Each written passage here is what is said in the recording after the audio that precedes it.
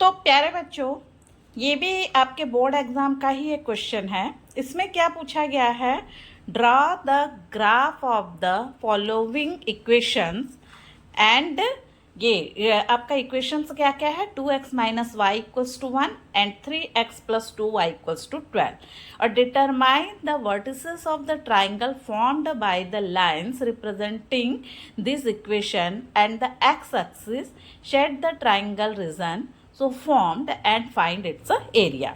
मतलब आपको क्या क्या करना है, ये इन दोनों लाइन को खींचने के बाद जो आपका ट्राइंगल बनता है उसको शेड करना है और उसके जो वर्टिसेस है उसको बताना है आपको और उस ट्राइंगल का एरिया निकालना है।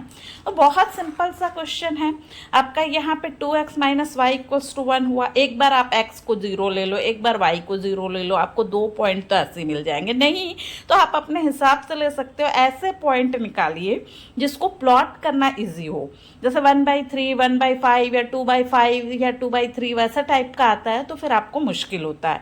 तो ये ट्रायल एंड एरर मेथड से होता है। जैसे हमने यहाँ पर x को 1 ले लिया तो 2 into 1 minus y equals to 1, तो क्या आ जाएगा, minus y equals to 1 minus 2 मतलब y इक्वल्स टू आ जाएगा 1, मतलब minus y equals to minus 1 तो y इक्वल्स टू 1, तो आपका एक पॉइंट हो गया 1 1।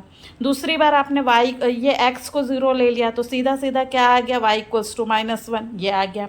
और एक और पॉइंट आपको लेना है तो आप ले सकते हो, x को आपने 2 ले लिया तो 2 इंटू 2 4 हो गया, 4 माइनस वाई इक्वल्स टू 1 तो माइनस वाई इक्वल्स टू कितना आ जाएगा, -3, तो y इक्वल्स टू 3। तो 2 इंटू 2 और 3 ये 2 पॉइंट, ये 3 पॉइंट निकल गए।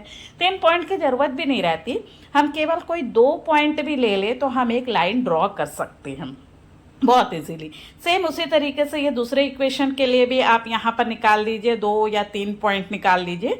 ज़रूरी नहीं कि आपके पॉइंट मेरे पॉइंट के समान हो, आप अलग भी पॉइंट लेंगे क्योंकि एक लाइन में तो इनफाइनाइट पॉइंट्स होते हैं ना।